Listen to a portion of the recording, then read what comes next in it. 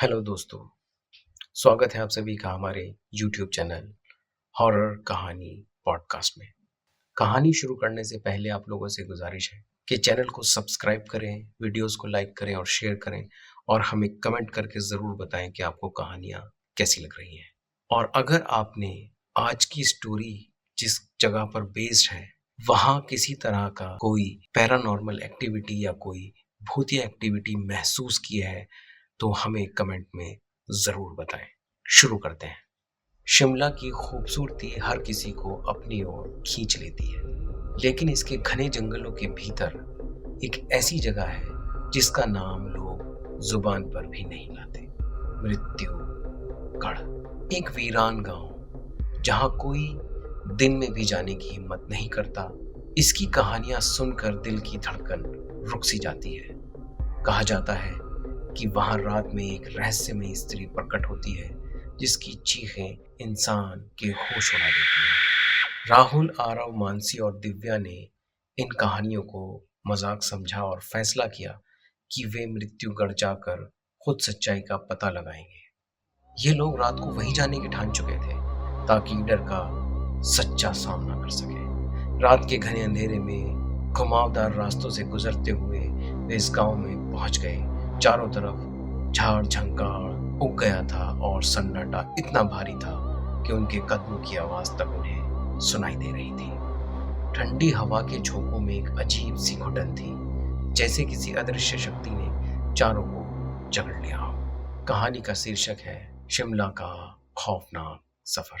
दिव्या, ये जगह कुछ ठीक नहीं लग रही है। हवा में एक अजीब सी ठंडक है, लेकिन ये ठंड नहीं, कुछ और ही महसूस हो रहा है। राहुल, ये सब तुम्हारा वहम है, अभी तक कुछ भी नहीं हुआ, चलो आगे बढ़ते हैं। लेकिन जैसे जैसे वे गांव के भीतर घुसते गए, अंधेरा और घना होता गया। गांव के पुराने जर्जर घरों की खिड़कियां टूटी हुई थी, जैसे किसी ने भीतर झांकने की कोशिश की हो और उन्हें वहीं रोक दिया गया हो। अचानक सबने महसूस किया कि उनके कदम भारी होते जा रहे हैं, जैसे जमीन उन्हें नीचे खींच रही हो। आरव, तुम लोगों को महसूस हो रहा है? ऐसा लग रहा है जैसे कोई हमारे ऊपर नजरें गड़ाए हो। तभी हवा में एक अजीब सी आवाज गूंजने लगी। वो कोई स्पष्ट आवाज नहीं थी, पर उसके पीछे एक भयानक कंपन थी। मानसी ने रुकते हुए देखा कि पुरानी कुएं के पास कुछ अंधेरा सा इकट्ठा हो रहा है। मानसी, देखो, वहां कुछ है। वो अंधेरा अजीब है, जैसे वो हमें निगलने वाला हो। राहुल ने टॉर्च जलाई, कुएं की ओर देखा, लेकिन रोशनी उस काले साए तक पहुंचते ही बुझने लगी। राहुल, ये कैसे हो सकता है? टॉर्च की रोशनी वहां क्यों नहीं जा रही है? चारों ने एक दूसरे की तरफ देखा और उनकी आंखों में डर साफ झलक रहा था। गांव का वातावरण अब पूरी तरह से बदल चुका था। हवा में एक सरसराहट सी थी और कुछ लोगों के बोलने की आवाजें सुनाई दे रही थी।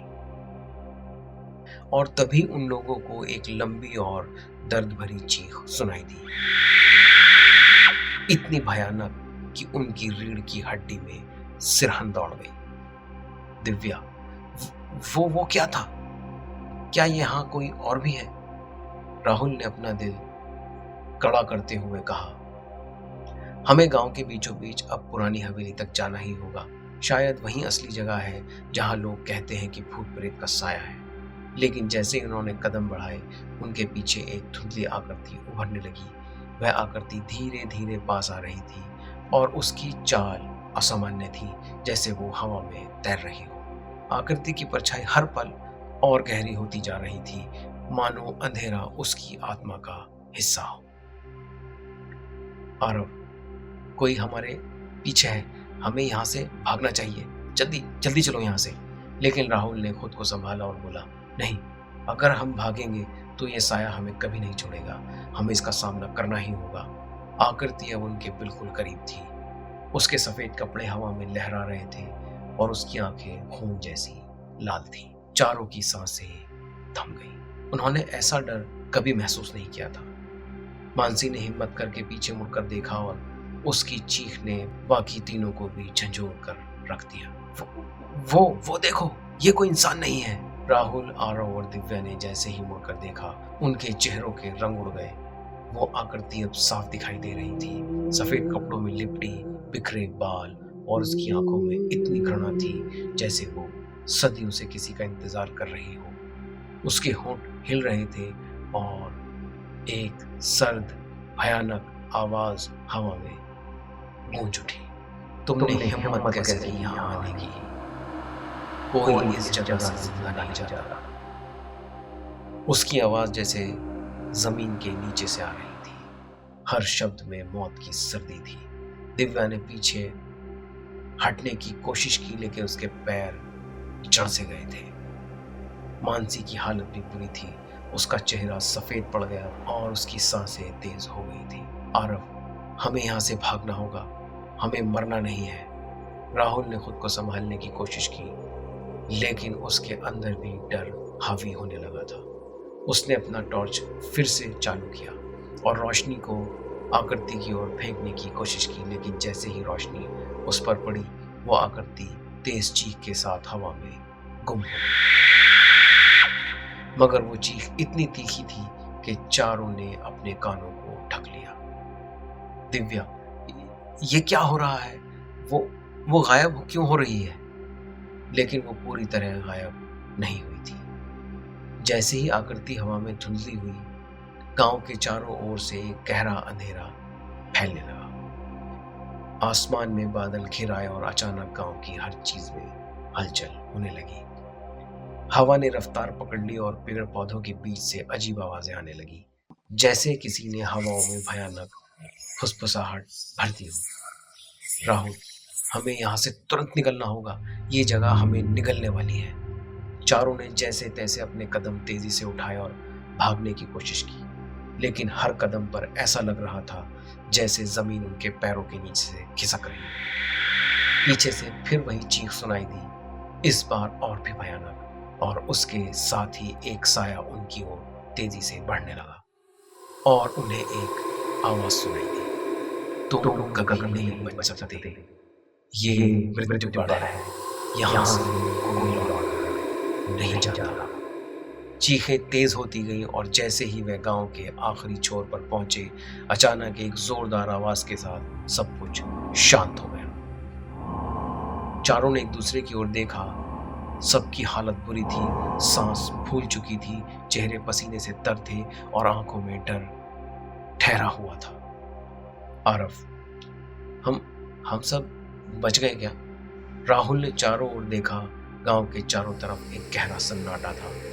आकृति कहीं नहीं दिखाई दे रही थी, पर उसका एहसास अभी भी उनके दिलों में धड़क रहा था। राहुल, शायद अब हम सुरक्षित हैं। अब शायद वो जो कुछ था वो जा चुका है। लेकिन तभी दिव्या ने अपने हाथों को देखा। उसके नाखूनों में खून के धब्बे थे। उसने कांपते हुए पूछा, ये खून कहाँ से आया? सबने एक दूसरे की ओर देखा और समझ गए कि मृत्युगण ने उन्हें जिंदा तो छोड़ दिया था, पर अपनी छाप उनके साथ हमेशा के लिए छोड़ गया था। दिव्या के हाथों में खून देखकर बाकी तीनों के दिलों की धड़कनें और तेज हो गई। किसी को समझ नहीं आ रहा था कि ये खून कहाँ से आया। राहुल ने हिम्मत करके दिव्या के हाथों को पकड़ा और गौर से देखा। तुम्हें चोट लगी है क्या? ये खून तुम्हारा तो नहीं है। दिव्या ने अपने हाथों को चौंकते हुए देखा और फिर अपना पूरा शरीर टटोलने लगी, लेकिन उसे कहीं भी कोई चोट या दर्द महसूस नहीं हुआ। उसकी सांसें तेज हो रही थी और उसकी आंखों में डर का साया गहरा होता जा रहा था। दिव्या, नहीं, मुझे कुछ नहीं हुआ, पर ये खून मेरे हाथों पर क्यों है? आरव ने अब ध्यान से देखा कि दिव्या के पैरों के निशान भी गीले थे, जैसे उसने किसी पानी के ऊपर अपने कदम रखे हों। उसने तुरंत जमीन की ओर देखा, तभी उसे एक और झाड़ियों के पास कुछ चमकता हुआ दिखा। उसने जल्दी से अपने फोन की फ्लैशलाइट चालू की और रोशनी की उस जगह पर पड़ते ही उसकी सांस अटक गई। आरव, वो देखो, वहां खून है। रोशनी में दिखाई दिया कि जमीन पर खून के ताजे धब्बे फैले हुए थे। झाड़ियों के आसपास की घास लाल रंग से सराबोर थी। और ऐसा लग रहा था कि वहां अभी भी कुछ भयानक हुआ है। सबके कदम वहीं थम गए। मानसी ने डरते हुए झाड़ियों की ओर इशारा किया। मानसी, क्या क्या ये किसी का खून है, या हमने तो किसी को नहीं मार दिया? राहुल ने झाड़ियों के पास जाकर देखा और उस दृश्य ने उसकी रीढ़ की हड्डी में एक तेज सिरहन भर दी।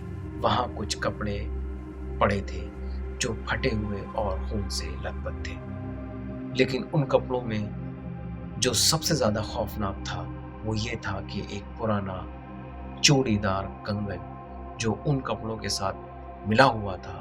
कंगन की बनावट बिल्कुल वैसी ही थी जैसा कि वह आकृति पहनकर आई थी, चांदी का, धूल से ढका हुआ। राहुल, ये उसी की चीज है जो हमारा पीछा कर रही थी। शायद ये उसी का है। दिव्या, लेकिन ये यहाँ कैसे आया? और ये खून, क्या वो हमें मारने आई थी? चारों दोस्त अब पूरी तरह से डर में डूब चुके थे।